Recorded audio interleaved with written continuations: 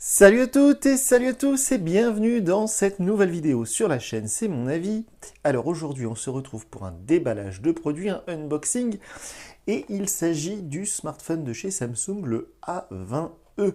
Alors il y a quelques jours sur la chaîne on avait déballé ensemble le A10 et là on a son grand frère, le modèle juste au-dessus, le A20e. Alors, on avait vu la dernière fois sur le A10 qu'il n'y avait pas de lecteur d'empreinte digitale et qu'il y avait seulement un unique appareil photo arrière de 13 mégapixels. Alors sur le A20e, les spécifications techniques sont un peu plus haut de gamme. On est environ 40 € de plus que le A10. Donc on peut s'attendre à des performances un peu meilleures, surtout au niveau de la photo. Alors on va regarder, on va jeter un petit coup d'œil, vous savez, aux spécifications techniques qui sont indiquées sur la boîte comme d'habitude. Alors on a comme sur le A10 et comme sur le A40 d'ailleurs, l'écran ce qu'ils appellent Infinite V. Donc en fait c'est simplement cette encoche là en forme de goutte. Donc pour Samsung c'est en forme de V qui cache donc la caméra selfie. On a le double capteur photo, donc ça effectivement je viens d'en parler. On a la charge rapide, donc ça c'est une très bonne nouvelle. On peut espérer aussi un port USB type C, on va voir ça tout de suite dans un instant. On a un écran qui est un tout petit peu plus petit que sur le A10, on est en 5,8 pouces. On n'est toujours pas en AMOLED, hein, on est toujours en LCD, parce que c'est ce qu'ils appellent du TFT HD+. Donc effectivement le double appareil photo 13 mégapixels plus 5, le capteur selfie qui est en 8 mégapixels. On a 32 Go de stockage comme sur le A10, mais par contre on a plus de mémoire vive, c'est 3 ou 4 Go en fonction des pays et des versions. On a évidemment de la double SIM et de la 4G, mais ça c'est du grand classique. Alors on est toujours sous One UI, comme tous les smartphones de la gamme Samsung, c'est du Android 9 bien évidemment. Et là on est en concurrence avec du Y6 de chez Huawei par exemple, et presque avec du Redmi Note 7 de chez Xiaomi, puisqu'on est quand même à 189 € sur ce A20e. Alors on va déballer ça tout de suite. C'est une boîte en étui, un peu comme le A10 qu'on a déballé il n'y a pas très longtemps. Alors ça coûte peut-être moins cher à fabriquer, mais du coup c'est pas une boîte conventionnelle, si j'ose dire, c'est pas une boîte qui se soulève, c'est une boîte comme ça qui coulisse. Hop. Le petit étui, on va le mettre juste ici. Alors les Samsung, on s'y intéresse beaucoup plus là depuis quelques jours, quelques semaines, parce que vous avez été très nombreux et très nombreuses à nous poser des questions et à nous demander des informations sur la gamme Samsung entrée de gamme, A10, A20e, etc.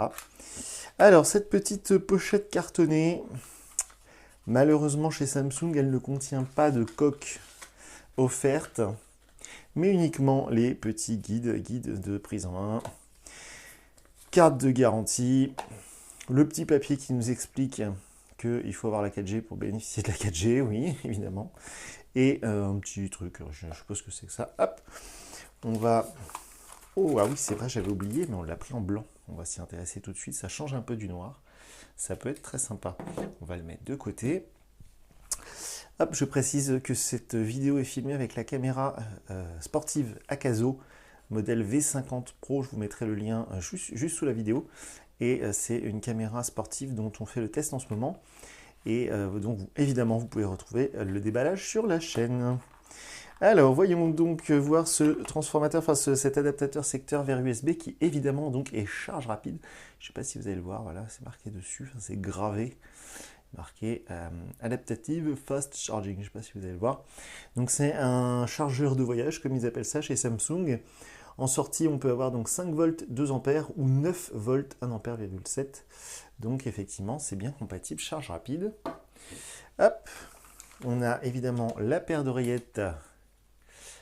Ça, c'est purement obligatoire, mais comme sur le A10 d'ailleurs, elle est très sympa cette petite paire d'oreillettes intra-auriculaire qui a l'air de très très bonne qualité. Hop. Et le câble, alors vu que c'est du USB type C, donc ça c'est vraiment une très bonne nouvelle, eh bien il est vachement court, parce qu'il doit être vachement plus cher à produire qu'un câble micro USB. J'ai rarement vu un câble de charge aussi court, il a l'air microscopique. Bon bah c'est pas grave, en tout cas il a le mérite d'être là, et c'est bien de l'USB type C, donc ça c'est une bonne nouvelle. Donc dans la boîte il n'y a plus rien, il y a juste le petit adaptateur pour sortir le tiroir SIM, et c'est tout. Hop. Alors, on va déballer. Ça doit être là, voilà. Hop là. Je mets le petit papier ici. Le A20E, alors il est plus petit que le A10, hein, effectivement, il est très léger. Ça c'est vraiment... Oh, il y a des petits reflets un peu roses, un peu nacrés, c'est assez joli. Il est vraiment très léger, hein, ça c'est vraiment cool. Donc vous voyez le port USB type C, la petite grille pour le haut-parleur, alors ça c'est vraiment bien qu'elle soit en dessous, parce que sur le A10, hein, vous pouvez regarder notre vidéo de déballage, très bientôt vous pourrez voir le test sur la chaîne. La petite grille du haut-parleur, elle était derrière, et c'est vraiment pas pratique quand on regarde une vidéo, le son va derrière au lieu d'aller vers nous, donc c'est un peu ballot. Là c'est plus logique, la grille elle est en dessous. Le port jack 3.5 pour brancher un casque, etc. Donc ça c'est pratique. Le bouton power on off, le bouton volume. À l'arrière, on a le lecteur d'empreintes digitales qui fait son retour, j'ai envie de dire, parce que sur le A10, il n'y a pas de lecteur d'empreintes digitales. Le flash LED, le double capteur, donc 13 mégapixels plus 5, ça doit être pour faire l'effet bokeh, comme on appelle ça. Sur le dessus, on a juste le petit micro d'ambiance, et sur le tranche, on n'a rien sauf le tiroir SIM. Alors comme d'habitude chez Samsung, c'est assez amusant, il y a un petit plastique de protection qui est juste sur le bord.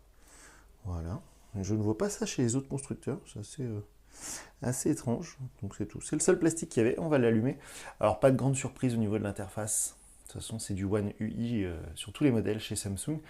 Alors en ce moment j'utilise le A10 pour notre test qui viendra très bientôt sur la chaîne. Et effectivement, au début, j'avais beaucoup de mal avec One UI, cette interface qui a remplacé TouchWiz, mais plus on l'utilise et plus on s'y fait. C'est pas mal. Il y a pire. Franchement, il n'y a pas longtemps, j'ai testé le Xiaomi Mi A3 avec Android One, et je me demande si je commence pas à préférer les interfaces constructeurs. MIUI chez Xiaomi, elle est vraiment super. EMUI chez Huawei est très bonne, et One UI chez Samsung, bon bah... c'est pas si mal, c'est pas si mal. Alors, voyons voir, on va lancer ça.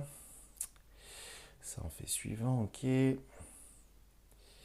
Alors, ignorer pour l'instant. Je vous mets un lien sous la vidéo pour la fiche technique complète, hein, si vous voulez connaître la capacité de la batterie en milliampères, si vous voulez connaître la résolution de l'écran, toutes ces choses-là. En tout cas, au niveau du format, il est assez petit, il est plus petit que le A10. Et c'est un format assez compact qui me plaît pas mal. Alors vous voyez, donc on peut utiliser la reconnaissance faciale aussi, hein, mais on peut utiliser donc le lecteur d'empreintes, évidemment, un code et tout ça, on va le faire plus tard. Ignorer quand même, alors voilà, attention des applications recommandées. Alors ça c'est un truc dont je vous parlerai dans mon test, mais quand on allume pour la première fois le Samsung A10, et je pense que là ça va être pareil, quand on met son compte Google et tout ça, ça nous suggère d'installer tout un tas d'applications sponsorisées, et c'est très difficile de dire non en fait.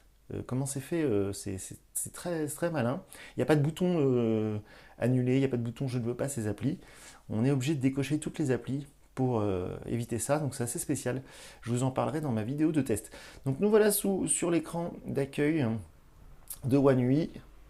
Donc c'est du grand classique, hein, ça ressemble exactement à ce qu'on peut retrouver sur tous les Samsung. Et franchement, c'est assez sympa ce petit A20E. Il présente bien, en tout cas il est très agréable en main. Il a l'air évidemment un peu plus performant que son petit frère le A10. Et franchement d'ailleurs, hein, pour vous donner un petit spoil sur notre futur test du A10, je suis agréablement surpris par les performances du Samsung A10. Donc ce A20E, ça peut être une bonne surprise. Voilà, voilà. Donc du coup, il n'y a pas grand-chose d'autre à voir. Comme je vous disais, si vous voulez voir les spécificités techniques, il vous suffit de cliquer sur le lien que je mets sous la vidéo. Ça vous emmènera sur la fiche technique de l'excellent site GSM Arena. Et puis moi, de toute façon, je vous retrouve très bientôt pour la vidéo de test, pour vous dire ce que j'ai pensé de ce A20E. Et puis avant ça, vous retrouverez plein d'autres vidéos sur la chaîne et sur notre site. Si vous avez des questions, si vous voulez que je teste des trucs très précis sur ce A20E, il vous suffit de nous contacter via notre site internet www.cmonavie.eu ou bien sur nos réseaux sociaux. On est présent sur Twitter, Facebook et Instagram. Mais pour la millième fois, je précise que si vous posez des questions dans les commentaires YouTube, nous n'y répondons plus. Voilà. Donc c'est tout pour aujourd'hui pour le déballage de ce Samsung A20E. Moi je vous dis à très bientôt pour une nouvelle vidéo sur la chaîne. Salut!